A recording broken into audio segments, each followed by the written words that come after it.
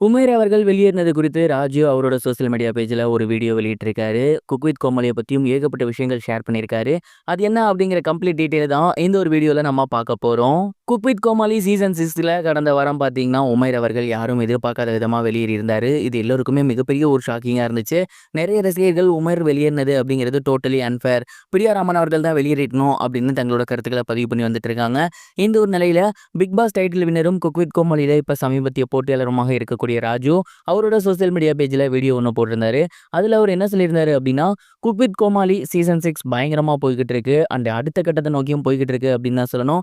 ஏன்னா யாருமே எதிர்பாராத விதமா உமேர் அவர்கள் வெளியிருந்தது அப்படிங்கிறது எல்லாருக்கும் பயங்கர ஷாக்கிங். அங்க இருந்து எங்களுக்குமே மிகப்பெரிய ஒரு ஷாக்கிங் தான். உமேரும் சரி பிரியாராமன் மேமும் சரி பயங்கரமா சமைப்பாங்க. ரெண்டு பேருமே வந்து போட்டு போட்டு சமைக்கக்கூடிய ஒரு நபர். அவங்க ரெண்டு பேத்துக்குள்ள ஒரு காம்படிஷன் அப்படிங்கிறப்ப எங்களுக்கே ஒரு பதற்றம் தொட்டிக்கிச்சு. யாருப்பா உள்ள இருக்க போறா, யாருப்பா வெளியே இருக்க போறா அப்படின்னு. அண்ட் நாங்க எல்லாருமே வந்துட்டு 2 பேத்துக்காகவே தான் ப்ரே பண்ணோம். ஏன்னா 2 பேரையுமே எங்களுக்கு பிடிக்கும். யார் வெளிய போனாலும் எங்களுக்கு கஷ்டம் தான். But as per the rules அங்க யாரோ ஒருத்தர் வெளியேறணும். அன்னைக்கான பேட் லக் உமேர் வந்து வெளிய போற மாரி ஆகிருச்சு. எங்க எல்லாருக்கும் ரொம்ப கஷ்டமா இருந்தாலுமே போட்டியின் ரூல்ஸ் அதுதான் அப்படிங்கிறப்ப அத நாங்க அக்செப்ட் பண்ணிக்கிட்டோம். அண்ட் நெறைய பேர் வந்து இது வந்து டோட்டலி ஃபேக்கு, இது வந்து அன்ஃபேர் அப்படிங்கிற மாரிலாம் சொல்லி வந்துட்டு இருக்கீங்க. குக் வித் கோமாளில அப்படி இருக்க வாய்ப்பே கிடையாது. ஏன்னா நான் ஒரு டிஷ் தப்பா பண்ணனா என் மூஞ்சிக்கு நேராவே அது நல்லா இல்லன்னு சொல்லியிருக்காங்க. அப்படிங்கிறப்ப அங்க அவங்க மலிப்பி பேசுறதுக்கு வாய்ப்பே இல்ல. அன்னைக்கு பிரியா மேம் ரொம்பவே சூப்பரா சமைச்சிருந்தாங்க. அதனால தான் அவங்க உள்ள இருந்தாங்க. உமேருக்கு அன்னைக்கு பேட் லக் அவன் வெளிய போயிட்டான். இதுதான் ரூல்ஸ் அப்படிங்கிறப்ப இத நம்ம அக்செப்ட் பண்ணி ஆகணும். நாளைக்கு நானே வெளிய போனனாலும் இதுதான் வந்து ரூல்ஸ். இத நான் அக்செப்ட் பண்ணி தான் ஆகணும். அதனால உமேர் வெளிய போனத பத்தி யாரும் தப்பா பேசாதீங்க. உமேர் கண்டிப்பா இத தாண்டி மிகப்பெரிய ஒரு லெவல்ல வருவான். அவனுக்கு அந்த கேப்பபிள் இருக்கு. கண்டிப்பா அடுத்தடுத்த வாரங்கள்ல நீங்க எதிர்பார்க்காத நெறைய சர்ப்ரைஸ் இருக்கு அப்படிங்கிற மாரி சொல்லியிருந்தாரு. உமேரோட வெளியேற்றத்த குறித்து ராஜு ஷேர் பண்ணியிருக்குது. இப்ப சோசியல் மீடியால பயங்கர வைரலா போய்க்கிட்டு இருக்கு. இத பத்தின உங்களோட தாட் என்ன? மறக்காம கமெண்ட் பாக்ஸ்ல ஷேர் பண்ணுங்க.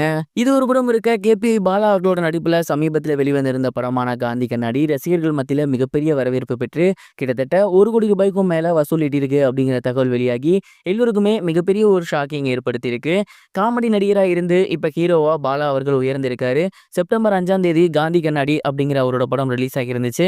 அந்த படத்துக்கு மக்கள் மத்தியில மிகப்பெரிய வரவேற்பு கிடைச்சிருக்கு. கொஞ்சமா ஸ்கிரீன்ஸ் கிடைச்சாலுமே நல்ல பாசிட்டிவ் ரிவ்யூஸால கலெக்ஷன் அப்படிங்கிறது அதிகரிச்சிருக்கு.